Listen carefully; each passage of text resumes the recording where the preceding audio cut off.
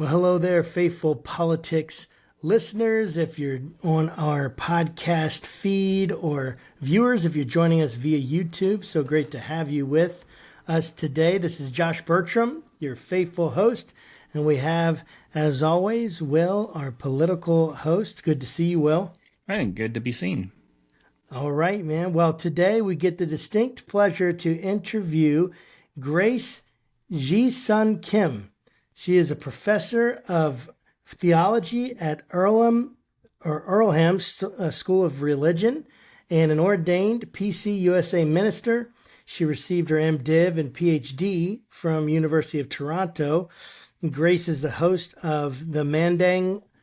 Did I say that right, Grace? I'm sorry. Madang Mandang. Madang, That's my whiteness coming out yeah. there. Very, very very clearly. Madang, yeah. Madang Madang. podcast. Uh-huh. Podcast and a prolific author with works including Invisible, Reimagining Spirit and Healing Our Broken Humanity. And of course, today we're interviewing her about her newest book, When God Became White, Dismantling Whiteness for a More Just Christianity. Her writings have been featured in Time, Huffington Post, U.S. Catholic, and The Nation. And she's appeared on MSNBC, PBS, and C-SPAN. She's a sought-after lecturer and has presented globally, including in Malaysia, Korea, and Brazil. And she serves on multiple boards, including the American Academy of Religion and the Center for Reconciliation at Duke Divinity School. And she was named as one of 10 important women theologians that you should be reading by the Englewood Review of Books, and one of the top 10 writers shaping our movement by the Center for Progressive Renewal. Grace, it is so great to have you on the program with us today. Thank you so much, Josh and Will, for having me on. And thank you for that wonderful introduction of who I am. Well, you are welcome. It just the wonderful person that you are. Oh, thank And so you. we are, so we're looking forward to this. So I got to ask, one, I love the cover. The cover is great. It's one of the more colorful ones that we've received as a book, and I really like that. I think there's probably some purpose behind that. And so, but I'd love to just get a sense, like I read that, fabulous introduction, but I'd love for you to give our audience kind of a deeper sense of who is Grace, and what brought you to this place where you're writing a book about how God, or when God became white. Okay, so just to say a little bit about myself, I was born in Korea, and when I was really little, we immigrated to Canada. So starting kindergarten all the way up till my PhD in Canada, and then we moved to the US where I began to teach. So when I think about my own life story as a child of an immigrant and being an immigrant, it is really shaped by these experiences of racism as a Korean American, and also sexism as a woman. So those two kind of have a big impact on my own theological journey and how I understand who God is. And so I've written many books, and the latest one is the one you just held up, When God Became White, because I'm trying to make sense of this whiteness, how it plays out, not only in the greater society, but also in our churches, in our faith communities. So I'm hoping that this book will be helpful for people of color who are also struggling, trying to make sense of who they are, how they're created in God's image in light of whiteness, and also to white people, because, I have lots of solidarity and support from white people, and many white people actually don't understand the fullness of what is happening in our society and in the church. So I'm hoping that the book will be able to address all these different audiences to help us understand and help us to move forward. That's awesome. I love Korea, by the way. Oh, thank you. I met my wife in Korea, in South Korea. She Oh, was teaching down in Masan, and I was doing oh, some government work for in Incheon. Yeah, it's such a beautiful oh, country. thank you. but Was she but Korean American or she? no, Oh, she grew up sort of in the cornfields of northern Indiana. oh, Um, okay. so and A she was foreign teaching, country to many. A yeah, foreign country to many. she was teaching English there for a Yeah. year. So um, Uh-huh. anyway, but I guess just to kind of maybe set the stage, and we're going to be talking about whiteness quite a bit. Can you classify or maybe define what it means to be white, or maybe just whiteness, kind of in general? Well, it's pretty in-depth, but I think when we think about race, so there's white people, Black, Asian, South American, we think it's a biological thing, that biologically we're very different. And so that is how white people have used race as a power tool. And so when you're using uh, these notions where it's a social construct, then that's what whiteness is. So when we think about the different races, the categorization, like white people, it came about in the 1600s, where Americans had come into the US and caused a genocide to get rid of the Native Americans, and then they needed people to make themselves rich. So you bring in Africans and you enslave them. And so the distinction between the African enslaved and the white slave holders, you use the concept of Christians. So the white people were Christians, and then the Africans were non-Christian. So that category worked for a while until the Africans started to become Christians. And then so that category didn't work anymore to differentiate Mm. themselves from the enslaved. So then you use other categories, and then white people became handy. So the slave owners were white people, and then the enslaved were African or Black people. So this is how the racial categories happen. And so when white people use this as white privilege and white supremacy, that is what is being played out is whiteness. These social constructs have been used to say one group, white people, are better in all aspects than the rest of us people of color. They're smarter, they're better people, because we associate white with good and dark with evil. They're better Christians. And then it leads me to the book, When God Became White. And so this reinforcement of whiteness to say that people of color need to be oppressed, marginalized, subjugated, and obey white people. So it was a clever construct to keep people of color in place. And so to maintain the status quo. So we have to kind of understand this. And the book just came out, and strangers, on the internet, which I never expected, are saying comments like, oh, white, we don't need this concept of whiteness. I didn't come up with it. It emerged because of How what dare is you? happening. Because when things happen, we have to describe it. It's like saying, get rid of racism. How can I get rid of racism when it's a fact and it happens? So whiteness is happening, and it's to help white people maintain their power, and the rest of us, we become powerless. So we have to keep that in mind. And just as, when I fight sexism or patriarchy, what some men used to say, oh, you hate men. This is not like, this is, I don't know where people are getting these concepts. I'm married to a man, I have two boys. We are against these constructs that subordinate women. So I'm against patriarchy. I'm not against men. In the same way, when you're fighting whiteness and racism and white supremacy, we as people of color don't hate white people. It's the whiteness that is perpetuated in our society that keeps us subordinate. That's what we're fighting. So people have to recognize these terms, because by social media, I know when white people are commenting, these white people, particularly men who I have no idea who they are, and I know they didn't read my book, are saying that I feel like telling them This is why I wrote it, because of your comments. And you must go and read the book to understand, get a deeper understanding of who you are and how this is all being played out in our society. That's so interesting, and I love what you said, because I'll just kind of give you just a quick um, biography of just race in my family. So my mom was born in Saigon. My mom is Vietnamese, and my wife is white.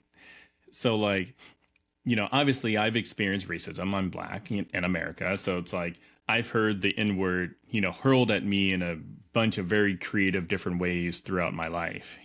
Recently my 10-year-old, um, who has more of his mother's complexion than mine, told me, hey, a friend of mine was using the N word a lot, you know, and I was Oh like, my. did you tell him who your dad was? He's like, I just didn't really know how to react, and like, and it was just weird that both myself and my son have heard the N word, but used in completely different ways, because my son looks white, like, and I do not. So I just thought that was a really, insightful sort of explanation of what whiteness is, and I don't know why racism still prevails today. But go ahead, Josh.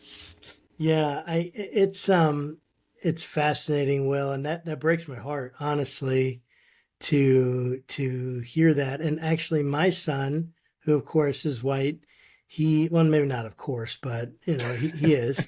Um but he said that he heard friends saying it too. And he was asking me, is it racist to say that? And I'm like, yes, very much so. Do not say that. I was like, here are some people that you can talk to about. You were one of them, Will. Like, you could talk to Mr. Will and you can ask him about the word and ask him about what that feels like. Or you can talk to your uncle John, my brother-in-law is black, and ask him about that. But you need to be very careful, and that's not an appropriate word. So but it kind of leads into this question of like thinking about superiority and the way in which this was presented and the different ways in which it was presented, right? One of them is linguistically, right? So you get words that become words that can be used to suppress and used words that can be used to oppress, right? And then though there's also media. And one of the things that you mentioned and talk about in your book is growing up with this popular painting, Head of Christ by Warner Sallman, right? And for those those of us who don't know what that is, you can look it up. But it's kind of, you'll see it a lot in the MAGA, like you'll see a MAGA hat on it, like nowadays when you look. But it's basically Jesus looking up, and he's very white, very pale complexion, long, nice hair, almost blondish, light brown hair. And this idea of this was Jesus, which is probably the furthest away from what Jesus looked like as you can get. But you mentioned that. Kind of share what that image, how that image shaped your early understanding of Jesus and God, Grace. How did that affect you? Well, let me just go back to about the racial slurs. When young kids do it, because they did it to me, I started kindergarten in Canada. They start young. It's a learned behavior, and they're learning it within the household and in the community. So that's why we have to teach them young.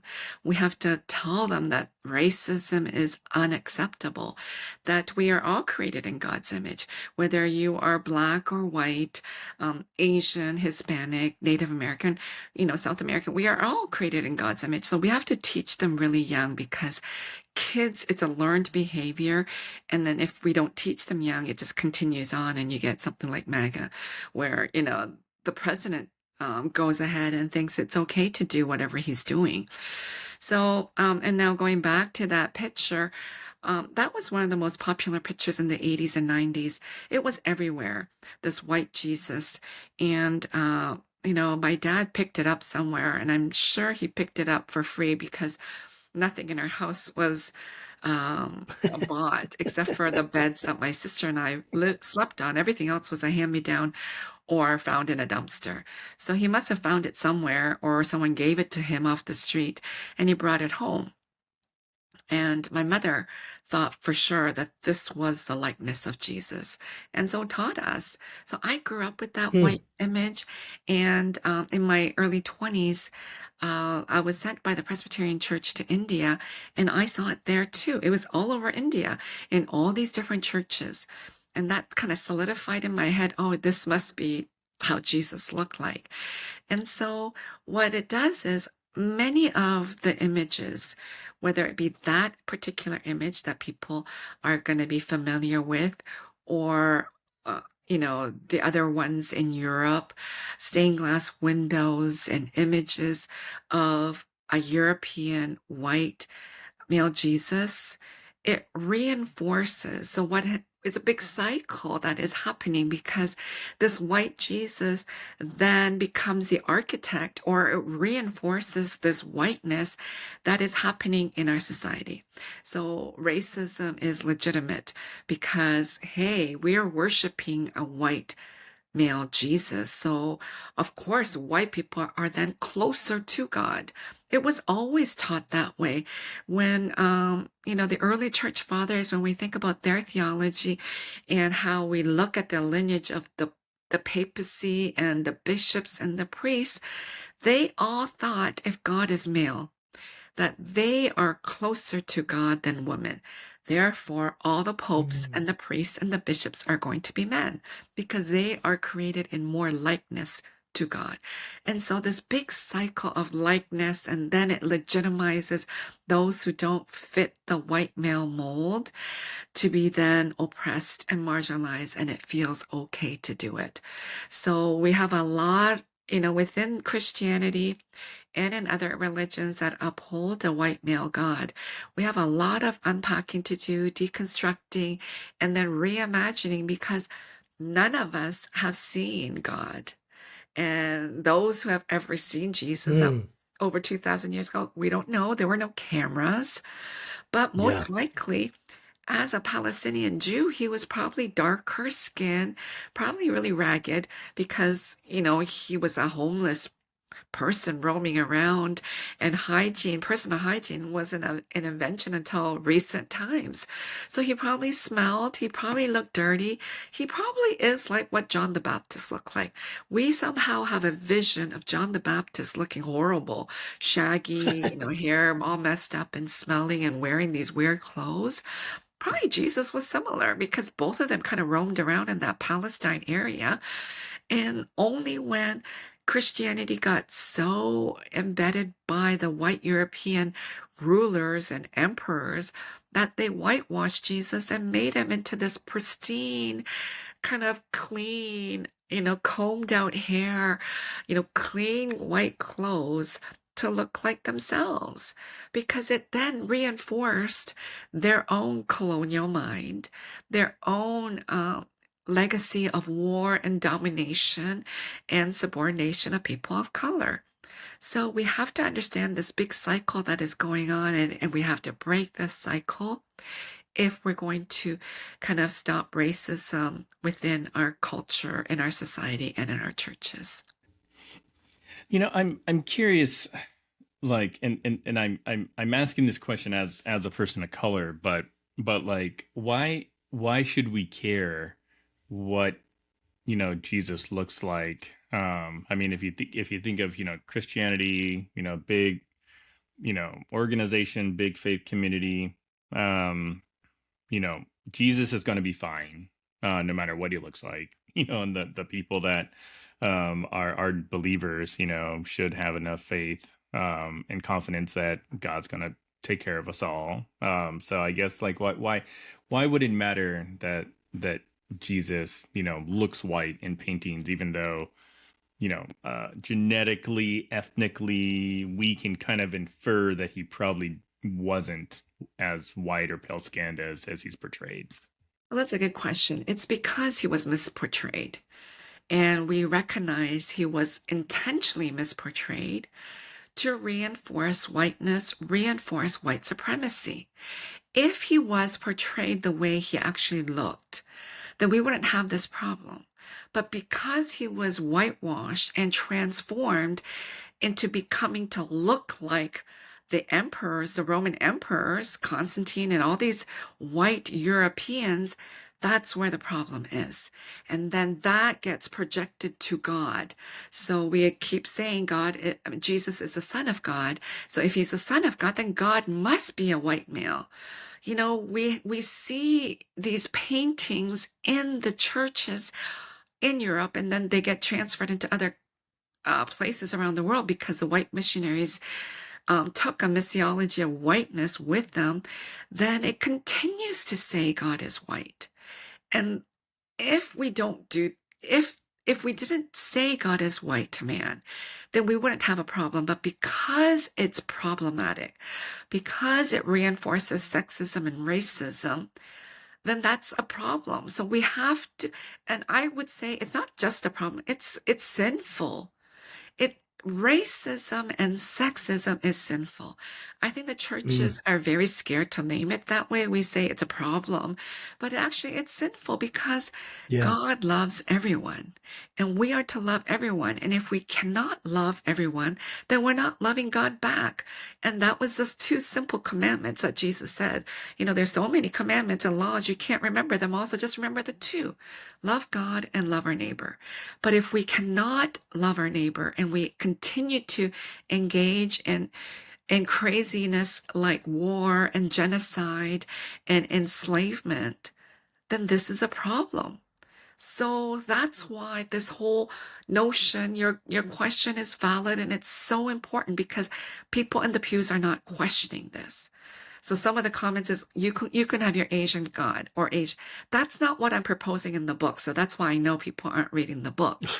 But, so I always want to say, but I don't want to engage. Very offensive as well to ever say that. Because if they read it and then they were engaging with the content, that's one thing.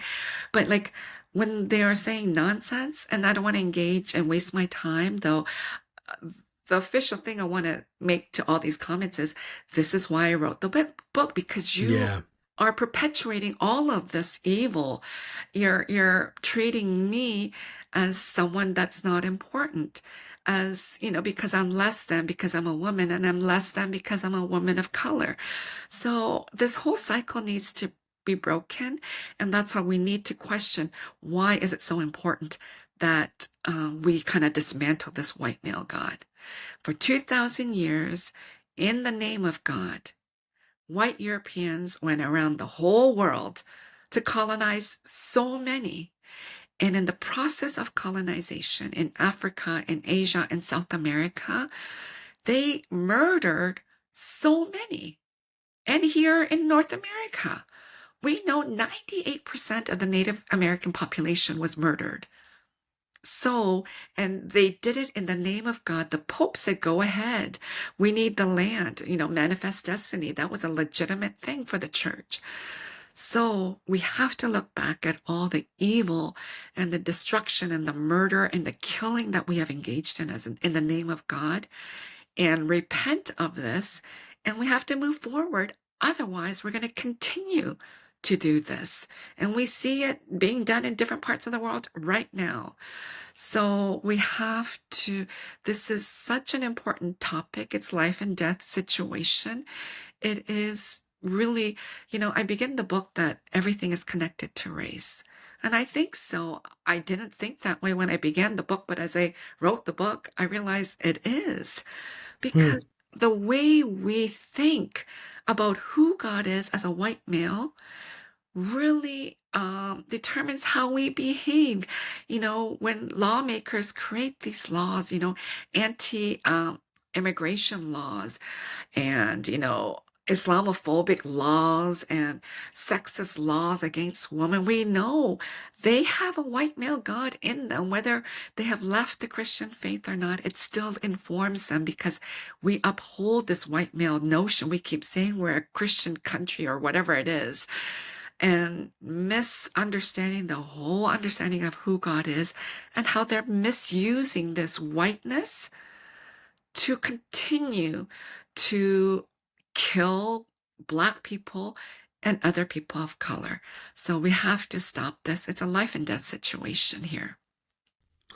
Yeah, I totally hear what you're saying. I'm very sympathetic to what you're saying. And it makes me think about the Gospels and how Jesus, one of the things he did that upset people so much was that he put a mirror to them, and part of it was showing them the ugliness of their past.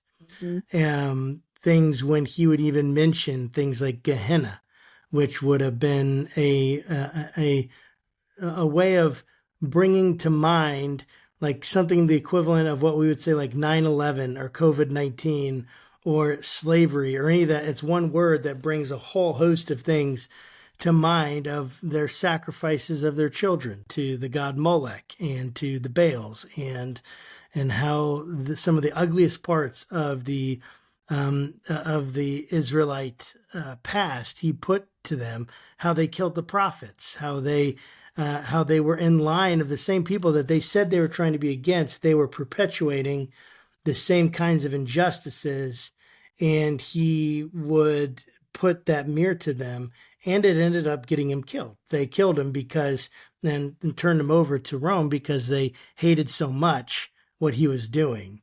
And I'm sure that in your experience, right, part of what you're experiencing, I'm sure, in these comments is part of the I'm trying to think, I don't want to call it collateral damage. That's not the right word, but it's part of the cost of doing what you're doing.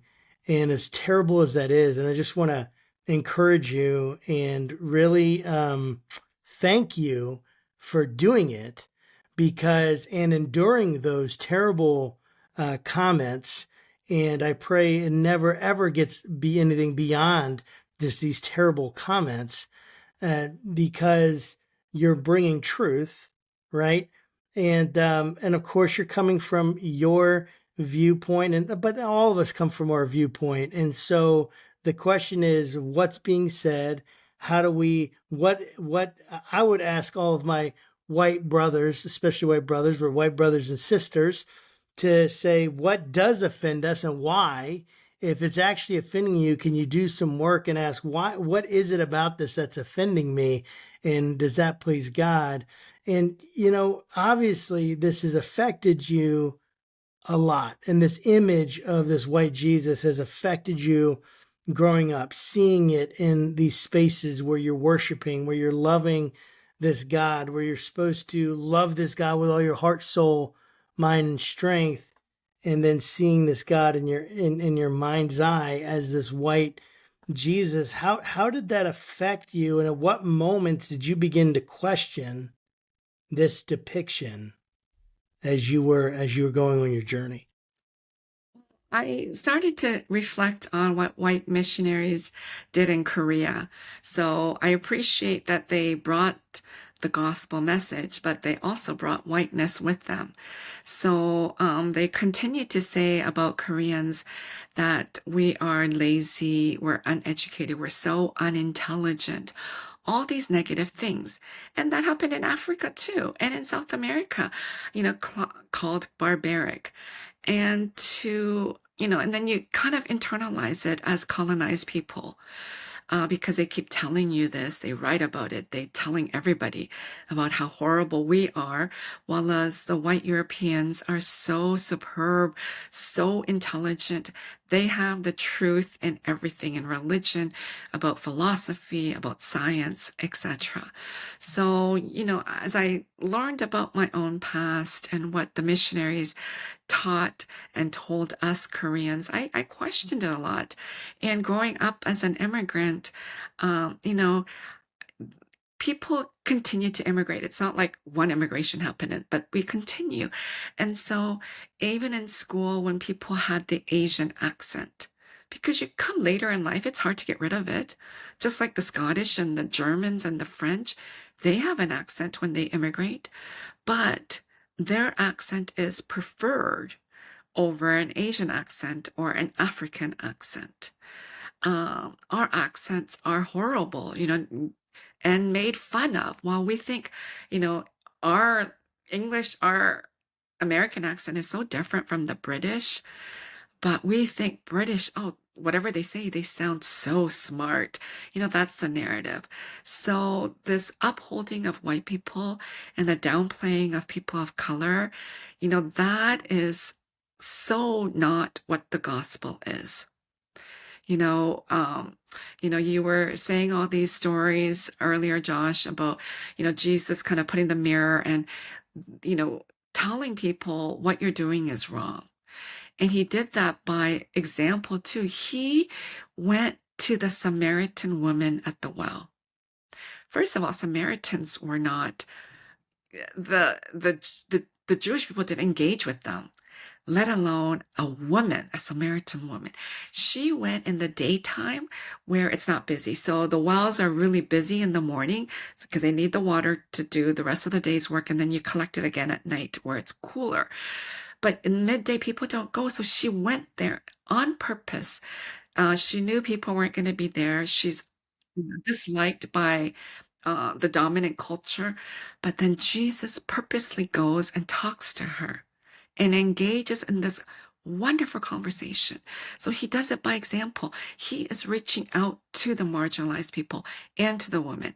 And we need to do likewise. He is saying that we are all created equally and we need to love each other equally. So, there's a lot of work ahead for us as Christians. We don't have all the answers. And that's why it's important to engage with people who haven't been at the table, who haven't been welcomed at the table, like women. It's only in the last 50, 60 years that women were allowed to engage in theology with the feminist movement in the 1960s. And then we're getting a deeper and a richer understanding of who God is. And then people of color, Africans and South Americans and Asians, we bring our own perspective and our own deep languages and culture to help understand. And then I know white people are going to react and say, oh, you cannot do that. But white Europeans, they brought paganism in. If as we are leaving Easter, we forget that even the word Easter comes from a pagan goddess. And so even how we even pick the date of Easter with the lunar calendar, we don't get this because we feel that white Christianity is the truth. It's pristine. It's never been kind of messed around with other cultures. It's been messed around a lot by white European pagan practices and other cultural aspects that God infiltrated into Christianity. So I think we have to be aware of our history and question ourselves, how are we going to move forward? I was thinking of two things. One, like we interviewed this religion reporter who wrote an article that said, God's pronouns are they them, which was sort of like, I think intentionally designed to be somewhat controversial, but like he did a really great job sort of explaining why that is. And the second thing that made me that came to mind as you were talking was about, and this is going to sound weird, was about like the Deadpool Wolverine movie that's coming out. So I'm a big Marvel fan, and in the preview, the song in the trailer is from Madonna's song "Like a Prayer." And I don't know if you remember the music video from that, but the music video portrayed this like black Jesus character. And I remember at the time, it was like, I mean, it was almost like tan suit Obama level, craziness, because everybody was sort of flipping out. And I wonder, like, what would be the effect you think would occur if like all these major denominations said, okay, if you've got a picture of white Jesus hanging up in your church, or white Jesus on a cross, I need you to take it down and replace it with, I don't know, either nothing or, a more ethnically accurate color. like what do you think would happen to the church as a whole? Okay, so I guess I could wrap up with this one, the whole entire interview. I think last year I was in Palestine and Reverend Otis Moss was there, and I was telling him, "Oh, my book is coming out. I'm so excited. I'm so excited." He goes, "This is such an important topic because everybody says, oh, okay, then go ahead if you want to talk about a black Jesus, right? go ahead. And then once you say to them, okay, then go and put a black Jesus in your church, they all go, oh, we can't do that, right? We can't do that. People get really uptight if it comes to their own church. So I don't know. I think it'll be a good, we'll have to see what happens, but I think it'll be very challenging because even in our liturgy, in our hymn books, we have this white fair Jesus. I know some of those fair as Lord Jesus and washed by the blood and we're made clean white, all these white images, Jesus as the Lamb of God, a white Lamb God. So even in our liturgies, we reinforce whiteness. And so it has to even be the image and changing so much of our liturgy. And people say, oh, pronouns don't matter, right? Why so? But once, I don't know who your guest was, once you put a pronoun out there, then everybody gets all Yeah. upset.